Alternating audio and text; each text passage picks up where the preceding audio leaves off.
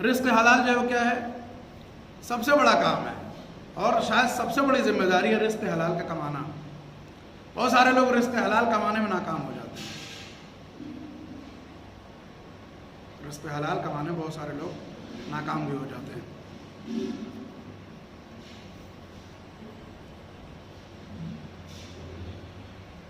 حضرت امام جعفر صادق علیہ السلام سے منقول ہے کہ جس شخص کے دل میں یہ خواہش نہ ہو کہ وہ حلال طریقے سے مال جمع کرے اور اس غرض سے جمع کرے کہ وہ اپنے آپ کو سوال سے بچائے، اپنا قرضہ ادا کرے اور اپنے عزیزوں کے ساتھ نیکی کرے، تو اس شخص میں کوئی خیر و خوبی نہیں ہے۔ روایت کا مطلب یہ ہے کہ جب بھی کوئی آدمی رزق حلال کمائے تو اس کے دل میں یہ خواہش ہونی چاہیے کہ جو قرضہ ہے وہ ادا کریں گے، اپنے رشتہ داروں کے ساتھ، اپنے اقربا کے ساتھ اچھا برتاؤ کریں گے، صلہ رحم کریں گے، ان کی مدد کریں گے، اپنی مشکلات کو آسان کریں گے، اپنے بچوں کے لیے کیا ہے زندگی میں سکون فراہم کریں گے، تو ایسی صورت میں یہ ایک بہترین کام ہے۔ لیکن اگر یہ سوچ کر کے نہ رزق حلال کماتا ہو تو امام فرماتے ہیں کہ اس میں پھر اس جو ہے وہ رزق حلال میں بھی کوئی خیر و برکت اور خیر و خوبی نہیں ہے۔ یعنی رزق حلال صرف کمانا ذمہ داری نہیں ہے، بلکہ رزق حلال کے ذریعے سے اچھے کام کرنا، اپنے رشتہ داروں کو، اپنے عزیزوں کو، اپنے جو ہے وہ کیا ہے نادار اور مفلس بھائیوں کی مدد کرنا، اپنے قرضے کو ادا کرنا، اپنی جو زندگی کو بہتر بنانا رزق حلال سے۔ اگر یہ سب کرنے کی آرزو ہے تو صحیح ہے، اگر یہ سب کرنے کی آرزو نہیں ہے تو لاکھ رزق حلال کمائے تب بھی اس کا بہت زیادہ کیا ہے فائدہ اور اس میں خیر و خوبی نہیں ہے۔ جناب رسالت مآب حضرت محمد مصطفیٰ صلی اللہ علیہ وسلم نے فرمایا کہ جو شخص اپنے اہل و عیال کی ذمہ داری کسی دوسرے کو پر ڈال دے تو وہ ملعون ہے۔ بھائی بچے ہمارے ہیں، پرورش ہم کریں گے، ہے نا، بیٹے بیٹی ہمارے ہیں تو ہم اپنے پاس رکھ کے تربیت کریں گے، دوسروں پر کیوں ڈال دیں؟ ہمارے پاس جو ہے وہ ہم کھلائیں گے اور کھائیں گے۔ ہاں فرما کہ ایسا شخص جو ہے وہ کیا ملعون ہے کہ جو اپنے بچوں کی ذمہ داری جو ہے وہ کیا ہے اپنے اہل و عیال کی ذمہ داری کسی اور کے سر ڈال دیں۔ جو بھی ہے وہ آپ اپنے ساتھ اپنے بچوں کو رکھیں۔ حدیث حسن میں یہ حدیث کی قسموں میں سے ایک قسم ہے حدیث حسن، جو معتبر مانی جاتی ہے۔ منقول کہ ایک شخص نے امام جعفر صادق علیہ السلام سے سوال کیا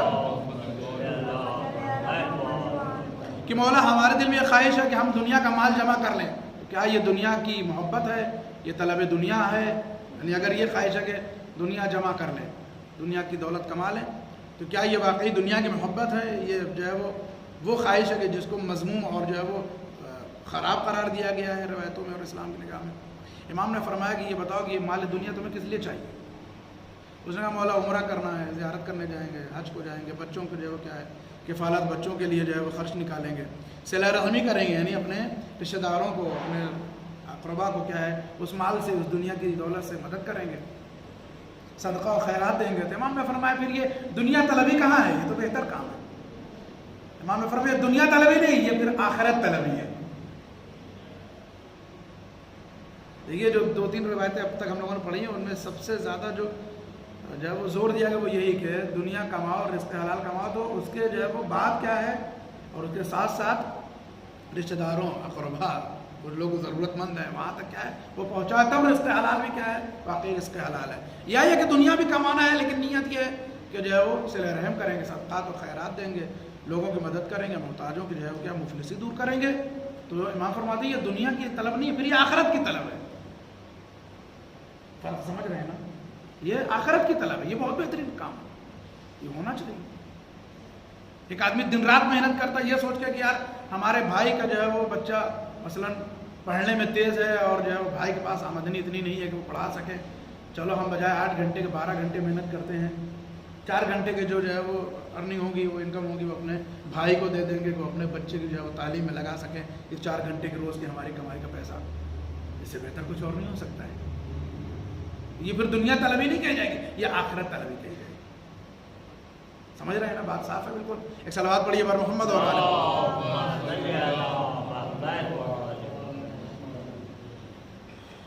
دوسری حدیث میں فرمایا کہ دولت مندی جو ظلم سے باز رکھے اس افلاس اور اس جو ہے وہ محتاجی سے بہتر ہے جس سے گناہ کی ترغیب پیدا ہوتی ہو۔ دولت مندی کیا ہے؟ وہ دولت مندی بہتر ہے جو انسان کو ظلم سے باز رکھے، ظلم سے کیا دور رکھے۔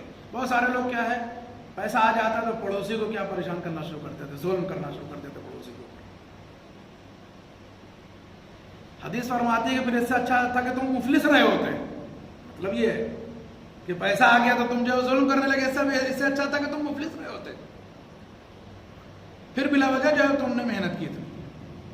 ہو سکتا ہے کہ رزق حلال سے ہی کمایا ہو پیسہ، لیکن جب وہ صرف کہاں کر رہے ہیں، ظلم میں، پڑوسی کو پریشان کرنا، رشتہ دار کو پریشان کرنا۔ مثلا اپنے ایک بھائی کو جو ہے، وہ ایک بھائی رزق حلال سے کمائے خوب محنت سے، 18 گھنٹے محنت کر کے، اور اس کے بعد اس پیسے سے کیا کرے، اپنے بھائی کو پریشان کرے، ظلم کرے اپنے بھائی کے اوپر۔ شریعت کہتی ہے بھیا تم مفلس اچھے تھے، پھر تم یہ رزق حلال تمہارا کسی کام کا نہیں ہے، حلال ہی کمایا تم نے، 18 گھنٹے محنت کی تم نے، لیکن اس 18 گھنٹے کی محنت کے پیسے سے تم نے کیا کسی کو پریشان کیا ہے، کسی کے اوپر ظلم کیا، تو اس سے اچھا تھا کہ تم مفلس رہے ہوتے۔ سمجھیے بات، فرق سمجھیے۔ یعنی ہر جگہ یہی تصور ہے کہ پیسہ اگر اللہ دے رہا ہے، رزق حلال اگر آپ کما رہے ہیں، تو اس سے ہمیں اور آپ کو کیا کرنا، جتنا ہو سکے اتنا دوسروں تک پہنچائیں، اپنی ضرورت بھر رکھ لیں، اس کے بعد جتنا ضرورت کیا جو ہے وہ اضافی ہے وہ دوسروں تک جائے۔ شریعت نے اسی لیے جو کیا ہے بہت سارے عنوان رکھے ہیں نکالنے کے، صدقہ، خیرات، فطرہ، زکوٰۃ، خمس، ہے نا، صلہ رحم، اتنی چیزیں اسی لیے رکھی ہیں کہ جو ہے وہ صرف ضرورت پر اپنے پاس رکھو، رکھ کے کیا کرو، ایک دن جو ہے وہ چلا جاتا ہے، آدمی سب یہیں دھرا رہ جاتا ہے۔ کئی بار یہ ہوتا ہے کہ آدمی خود اکٹھا کرتا ہے، لیکن وہ بھی اپنے استعمال میں نہیں لا پاتا، بچے عیش کرتے ہیں، بچے پتہ نہیں حرام میں خرچ کرتے ہیں کہ حلال میں۔ ایسی بھی روایتیں ہم پہلے بیان کر چکے ہیں کہ کار خیر جو ہے وہ اپنے ہاتھوں سے اپنے لیے کر کے جایا آخرت کے لیے، نہیں معلوم بچے کریں گے کہ نہیں کریں گے، جتنا بھی ہو سکتا ہے، کم ہے کم میں کرے، زیادہ ہے زیادہ میں کرے، اپنی ضرورت کے علاوہ جتنا پیسہ وہ کیا ہے دین خدا کی ترویج میں، فقراء و مساکین، غربا اور جو ہے وہ ایتام، یتیموں کی سرپرستی میں، غربا کی سرپرستی، ان کی زندگی کو خوشحال بنانے کے لیے۔ ہاں یہ دھیان رہے کہ بچوں کا حق نہ مارا جائے، شریعت اس کو بھی نہیں کہتا کہ بچے جو ہے وہ تمہارے مثلا نہ کھا سکیں اور تم لے جاؤ دوسروں غریبوں کو دے دو، وہ بھی نہیں شریعت کہتی۔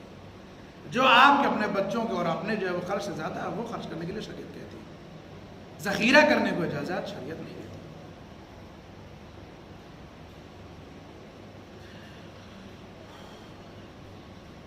معتبر حدیث میں منقول ہے کہ علماء اہل سنت میں سے ایک شخص جناب امام محمد باقر علیہ السلام کی خدمت میں آتا ہے، اس حالت میں پہنچا کہ امام اپنے 2 غلاموں کے سہارے جو ہے وہ کیا ہے راستے سے جا رہے تھے، اور اس دن گرمی بھی بہت زیادہ تھی۔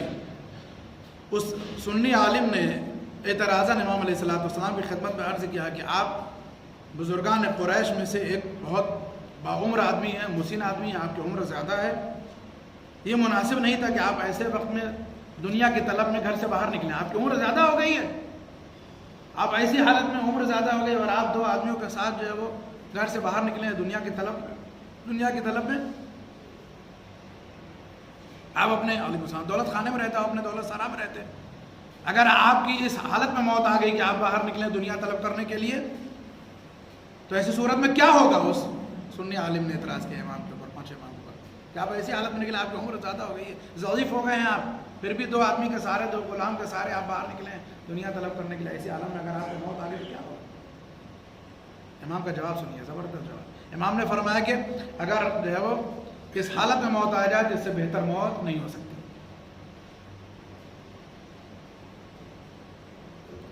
کیونکہ یہ موت ایسے حالت میں آئے گی کہ ہم جو کیا ہے عبادت میں مصروف ہوں گے، یعنی رزق حلال کمانا کیا ہے؟ عبادت ہے۔ اور اس روایت سے یہ بھی ثابت ہوتا ہے کہ امام علیہ السلام کے فرمان کے مطلب ہے کہ ضعیفی میں بھی جو ہے وہ رزق حلال سے آدمی کو پیچھے نہیں ہونا چاہیے، آدمی جو ہے وہ بلا وجہ ریٹائرڈ ہوتا ہے، کچھ نہ کچھ کرتے رہنا چاہیے آدمی کو۔ امام کو عمر زیادہ ہوگا پھر بھی کیا ہے باہر ہیں، غلاموں کے ساتھ جو ہے وہ کام تلاش میں کام کر رہے ہیں دنیا میں، کہ آپ کو اس حالت میں موت آ جائے، سمجھ عبادت کے عالم میں موت آئی، اس کا مطلب ہے کہ ضعیفی میں بھی کیا ہے آدمی کو کچھ نہ کچھ کرتے رہنا چاہیے۔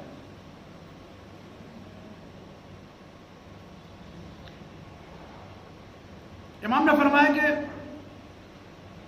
ایسا ہم اس لیے کر رہے ہیں تاکہ ہم اپنے بچوں کے لیے جو ہے کسی کے اوپر کیا ہے بوجھ نہ بنے، ہم اپنے بچوں کا خرچ جو ہے وہ خود پورا کر سکیں. تب اس شخص کو جو ہے وہ کیا ہے، امام نے فرمایا کہ جو ہے وہ ڈرنا تو اس موت سے چاہیے کہ جب آدمی جو ہے وہ معصیت اور گناہ میں مبتلا اس وقت موت آ جائے، تو ایسے موقع کی موت سے ڈرنا چاہیے آدمی کو. یہ تو جو ہے عبادت والی موت ہے کہ آدمی جو ہے وہ کیا ہے عبادت کر رہا ہے، رزق حلال کما رہا ہے، کوشش کر رہا ہے. اگر اس حالت موت آتی ہے تو بہتر موت ہے، عبادت کے عالم میں موت آنے کے برابر ہے. ڈرنا تو آدمی کو اس موت سے چاہیے کہ جو معصیت اور گناہ کے موقع پر آتی ہے. کہتے ہیں کہ اس شخص نے جو ہے امام کی ان باتوں کو سن کر کے جو ہے پشیمانی کا اظہار کیا اور امام سے پھر کیا ہے معذرت طلب کی، اور اس نے کہا کہ میں تو جو ہے وہ آپ کو نصیحت کرنے آیا تھا، لیکن آپ کے بیان نے کیا ہے میری نصیحت کر دی. خلاصہ یہ کہ جو ہے وہ آدمی کو کام کرتے رہنا چاہیے، رزق حلال کماتے رہنا چاہیے، عمر کا بھی اس میں کوئی دخل نہیں ہے.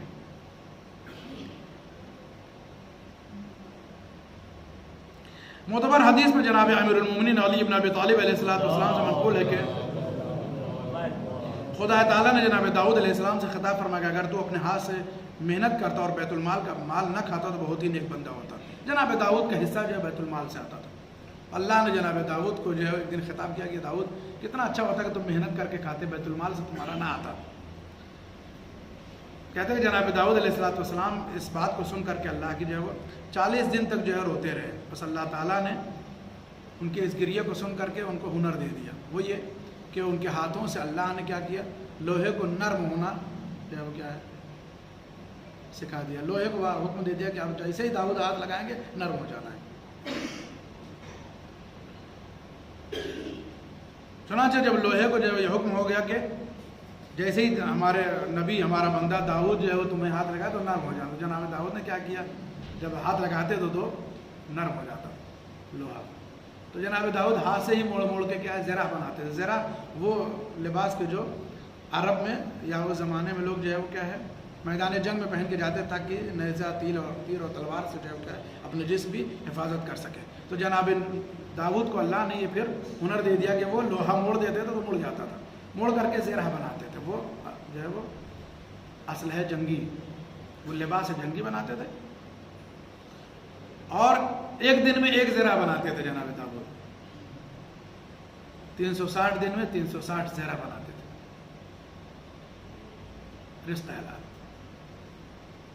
حلال روزی.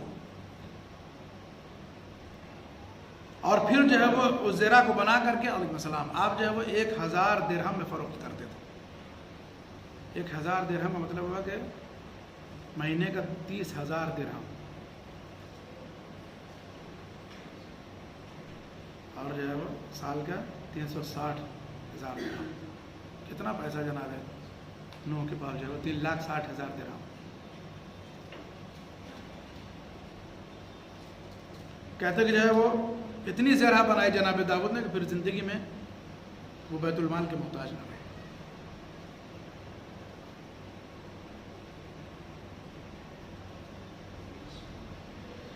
دوسری حدیث میں بھی یہ منقول ہے کہ جناب امام جعفر صادق علیہ السلام نے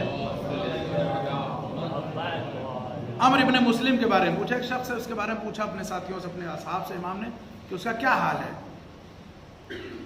لوگوں نے بتایا کہ مولا اس نے اپنی تجارت چھوڑ دی ہے، جو کاروبار کرتا تھا وہ بند کر دیا ہے. حضرت نے 3 بار فرمایا کہ یہ تو شیطان کا کام ہے، یہ تو شیطان کا کام ہے. شیطان کا کام کیا ہے؟ مطلب یہ شیطان کا کام ہے، یعنی تجارت کو چھوڑ دینا، بیکار رہنا، یہ شیطان کا کام. ہم نے فرمایا یہ شیطان کا کام.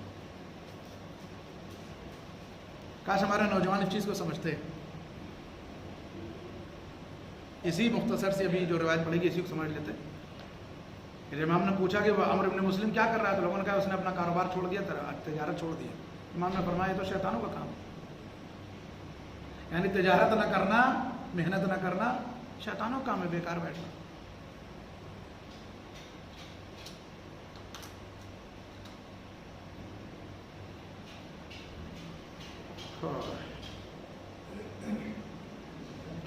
امام نے پھر سوال کیا وہ عمرو ابن مسلم یہ نہیں جانتا، اس کو یہ نہیں معلوم ہے کہ جناب رسالت مآب نے فرمایا کہ خود رسالت مآب بھی جو ہے وہ کیا ہے تجارت کیا کرتے تھے، اور پروردگار عالم نے گروہ تجار کی کیا ہے تعریف کی ہے. وہ لوگ جو تجارت کرنے والے ہیں رسول اللہ کے ذریعے سے اللہ نے ان کی تعریف کی ہے. تجارت کرنے والوں کی سب سے زیادہ تعریف کی گئی اسلام میں. اسلام میں سب سے زیادہ تجارت کرنے والوں کی تعریف کی گئی, سب سے زیادہ. کوئی بھی تجارت ہو مگر کہ حلال ہو, بس حلال تجارت ہو. اسلام نے سب سے زیادہ جو تاجروں کی تعریف کی. اور امام بھی فرما رہے ہیں یہاں پر کہ اللہ نے گروہ تجار کی سب سے زیادہ تعریف کی. اور اللہ نے یہ بھی فرمایا کہ بعض آدمی ایسے بھی ہیں کہ جن کو تجارت اور خرید و فروخت خدا کی یاد سے غافل نہیں کرتی ہے. آج بھی ہم دیکھتے ہیں بہت سارے لوگ ایسے کہ جن کا کاروبار ہے, تجارت ہے, لیکن جیسی جو ہے اذان کا وقت ہوتا ہے وہ اپنی دکان بند کر کے, اگر کسٹمر بھی ہے اور مشتری بھی ہے وہاں پر, ان کے پاس جو گاہک بھی ہے وہ بھی چھوڑ کر کے چلے جاتے ہیں اللہ کی بارگاہ میں نماز پڑھنے کے لیے. کاروبار ہوتا رہے. اور یہاں لوگ جو ہے بیکار ہو کر کے بھی مسجد کا رخ ہمارے قوم کے لوگ نہیں کرتے. ہم سوچ سکتے ہیں کہ امام کیا چاہ رہے ہیں اور ہم کدھر جا رہے ہیں.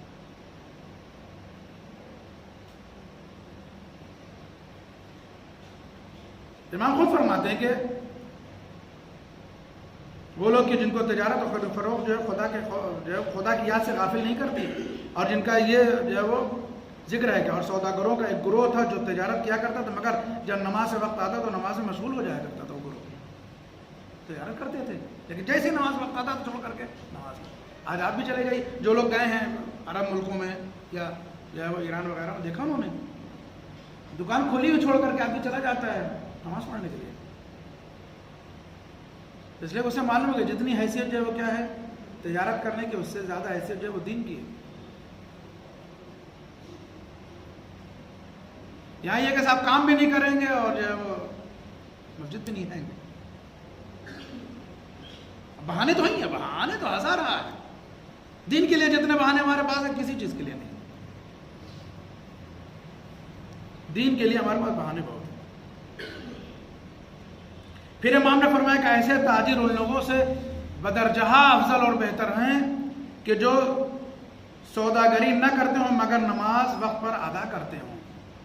مطلب سمجھے اس کا؟ امام فرما رہے ہیں کہ یہ لوگ جو کر رہے ہیں تاجر لوگ کے تجارت بھی کرتے ہیں اور بوقت نماز کیا ہے نماز بھی ادا کرتے ہیں, یہ ان لوگوں سے بہت زیادہ بہتر ہیں کہ جو کاروبار تو نہیں کرتے مگر نماز برابر پڑھ رہے ہیں.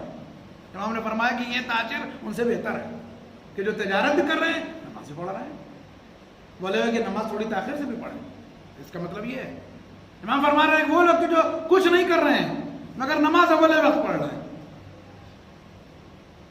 امام فرما رہے ہیں کہ ان سے بہتر یہ تاجر ہے جو تجارت بھی کر رہا ہے نماز بھی پڑھ رہا ہے, اللہ کی عبادت بھی کر رہا ہے. یہ بہتر ہے. اگر ہم لوگ دین کو سمجھنے بڑی غلطیاں کرتے ہیں.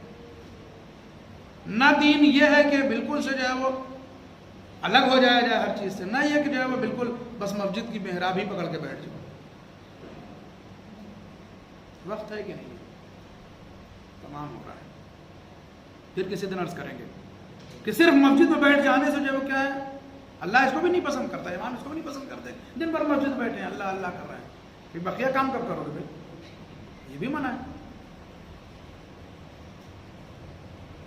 تو ہم لوگ جو ہے وہ کیا دین کو سمجھنے میں کہیں نہ کہیں مشکل ہمارے یہاں ہے.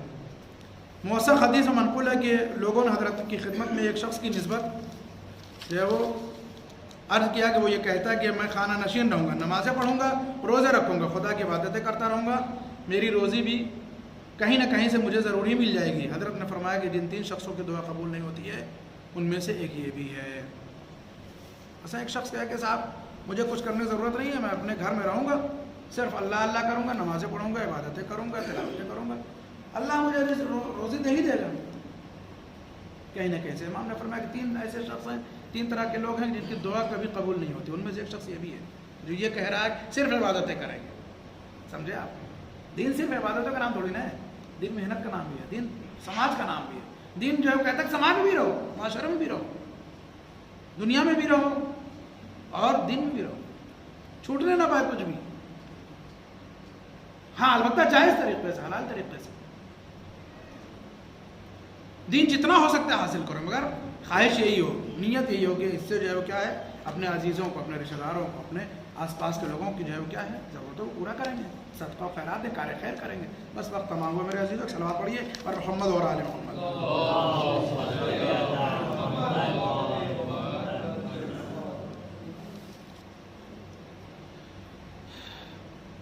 ہمیں اور آپ کو واقعی دین سمجھنے کی ضرورت ہے کہ دین جو ہے وہ یہ کہتا ہے کہ ہر چیز کو لے کے ساتھ میں چلو، عبادتوں بھی کوتاہی نہ ہو، دنیا داری بھی کوتاہی نہ ہو، دنیا طلبی بھی جو ہے وہ کیا کوتاہی نہ ہو، دنیا طلبی آخرت کے لیے ہو جس سے جو ہے وہ کیا ہے آخرت سنور سکتی ہو، مستقبل بہتر ہو سکتا ہو.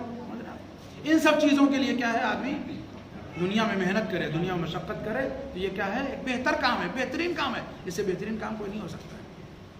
یہ سمجھنے کی ضرورت ہے کہ واقعی دین کیا ہے، یہ سمجھنے کی ضرورت ہے کہ واقعی جو ہے وہ سارے مظالم جو ہمارے ائمہ نے برداشت کیے ہیں وہ کس مقصد کے تحت برداشت کیے ہیں؟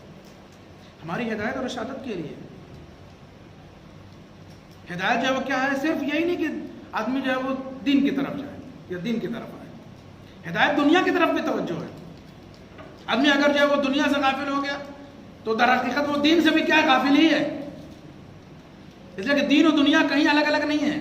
جہاں جہاں بھی آپ دیکھیں دین و دنیا ساتھ میں جو ہے وہ بیان ہوتے ہیں. اسی دین کو بہت سارے لوگ کیا ہے دنیا کا راستہ جو ہے وہ دنیا کے لیے جو ہے توشہ بنا لیتے ہیں. اسی دنیا کو جو ہے وہ دین کے لیے ذات راہ بنا لیتے ہیں. وہ بہت سارے لوگ ہیں جنہوں نے دنیا طلبی چھوڑ دی ہے یا دنیا کی جو راہ سے جو ہے وہ دین تک آ گئے. ایسی مثالیں آپ کو مل جائیں گی تاریخ میں.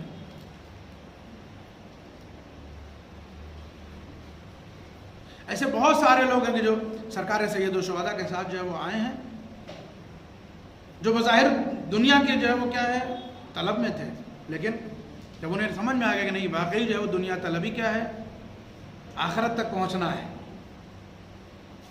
دنیا کا استعمال کیا ہے آخرت تک پہنچنا ہے، پھر انہوں نے کیا کیا. وقت ہمارے پاس زیادہ نہیں رہا. شب عاشور امام نے اسی شخص کے لیے کیا کیا ہے؟ ایک شب کی مہلت مانگی ہے نا، ورنہ 9 محرم کو جنگ ہو جاتی، معاملہ ختم ہو جاتا. امام نے اسی ایک شخص کے لیے کیا ہے ایک شب کی مہلت مانگی. عبادتیں تو یہ کرتے ہی رہتے ہیں، عبادتیں تو یہ جو ہے وہ کیا ہے سر کٹنے کے بعد بھی تلاوت ہے جو ہے وہ ان کے یہاں سر وطن کی جدائی کے بعد جو عبادتوں کا سلسلہ نہیں تھمتا ہے. اصل تو امام حسین کو ابھی انتظار ہے کسی ایسے شخص کا کہ جس نے واقعی جو ہے وہ دنیا کے ساتھ ساتھ دین تک پہنچنے کا فلسفہ سمجھایا ہے. کہ 1000 افراد سپاہی جو ہے ان کی سرداری پاتے ہوئے بھی وہ چھوڑ کر کے آ رہا ہے کدھر؟ حسین بن علی کی طرف. شب عاشور آ گئی. تاریخ کا بیان ہے کہ ہور کے بیٹے نے، ہور کے غلام نے، ہور کے بھائی نے کیا دیکھا کہ ہور جو ہے اپنے خیمے میں پریشان پھر رہا ہے، کبھی اس طرف جاتا، کبھی اس طرف آتا، کبھی اس طرف جاتا، کبھی اس طرف آتا. پوچھا کہ تو اتنا پریشان کیوں؟ تمہاری حالت کبھی نہیں دیکھی گئی پہلے سے، تمہاری بےتابی کا عالم کیا ہے؟ کہنے لگے یہ میری بے چینی جو ہے وہ پس پردہ ایک بیوی کے رونے کی آواز کی بنیاد پر ہے. کیسی آواز ہے؟ کہا آؤ ہمارے ساتھ چلو سنو. کان لگایا تو آواز آ رہی ہے، ہور میرا لال بے خطا ہے، بے گناہ ہے، تو اسے گھیر کے کیوں لایا کر بلا؟ اور میرا لال بے گناہ ہے.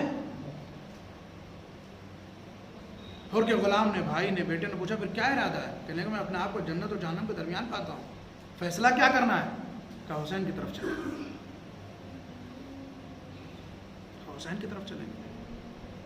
صبح نمودار ہوئی تو حسین ابن علی اپنے اصحاب کے ساتھ خیمے کے باہر کرسی پر تشریف فرمائے. ادھر سے ہور چلا، اپنے بیٹے سے کہتا ہے میرے لال میں خطاوار ہوں، میری آنکھوں پہ پٹی باندھ دے. ان آنکھوں میں اتنی ہمت نہیں کہ حسین کا سامنا کر سکے. میرے ہاتھوں کو باندھ دے، اس لیے کہ ہاتھ گناہگار ہیں. لجام فرض حسین ابن علی تک جا چکے ہیں. میرے لال میں حسین کے پاس تو جانا چاہتا ہوں مگر ایک مجرم کی صورت میں جانا چاہتا ہوں. روایت کہتی ہے کہ حر نے کہا میرے لال مجھے حسین کے قریب لے چل، لیکن جب حسین کے نزدیک پہنچ جاؤ تو مجھے اشارہ کر دینا. اللہ اللہ کچھ دور چلا تھا حر کے بیٹے نے تکبیر کی آواز بلند کی، اللہ اکبر۔ حر نے پوچھا میرے لال تو نے تکبیر کی آواز کیوں بلند کی؟ حر کا جواب یہ دیا بیٹے نے کہ میرے بابا ہمارے استقبال کے لیے حسین ابن علی نے اپنے بھائی ابوالفضل العباس کو آگے بھیج دیا ہے۔ پھر کچھ دور چلے تو حر کے بیٹے نے پھر کہا اللہ اکبر۔ حر تڑ گئے، میرے لال پھر کیوں تکبیر کی آواز بلند کی؟ کہ بابا غضب ہو گیا، ہم سب یہ پیغمبر علی اکبر کو حسین نے ہمارے استقبال کے لیے آگے بھیج دیا ہے۔ کچھ دور اور چلا تھا یہ قافلہ، چیخ مار کے حر کا بیٹا کہتا اللہ اکبر۔ حر نے سوال کیا میرے لال اب تکبیر کی آواز کیوں؟ کہ بابا غضب ہو گیا، فرزند رسول حسین ابن علی ہمارے احترام کے لیے آگے آ رہے ہیں۔ اے میرے لال بتا دینا میں حسین کے نزدیک آ گیا کہ نہیں؟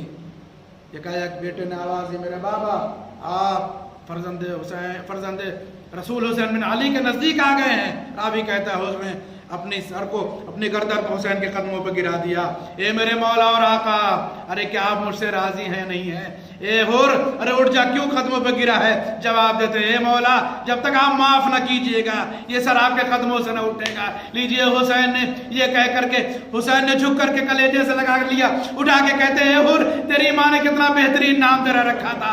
اے حر میں نے بھی تجھے اس دنیا میں اپنے خدا کے لیے معاف کیا، میرے خدا نے بھی تجھے معاف کیا۔ اے حر تیری ماں نے تیرا بہترین نام رکھا تھا، تو یہاں بھی آزاد ہے، آتش دوزخ سے بھی آزاد ہے۔ کہنے لگے مولا اب میں مقتل کی اجازت چاہتا ہوں۔ حسین رونے لگے، آواز سے مولا رو کیوں رہے ہیں؟ کہنے لگے اے حر جب تو دشمن بن کے آیا تھا تو ہم نے تجھے پانی پلا دیا تھا، اے حر جب تو ہمارا دوست بن کے آیا ہے رو اس لیے رہے ہیں خیمے میں ایک قطرہ پانی نہیں ہے تیری مہمان نوازی کر سکے۔ کہنے لگا مولا اگر مہمان نوازی کرنا ہے میرے لال کو مقتل کی رضا دے دیجئے، میرا لال آپ پر جان قربان کر دے، میں اپنے لال کو آپ پر قربان دیکھنا چاہتا ہوں۔ حر نے دنیا کو آخرت طلبی کے لیے بہترین طریقے سے استعمال کیا۔ اے حر ہمارا سلام، آپ کی عظمت و جلالت، انا للہ و انا الیہ راجعون۔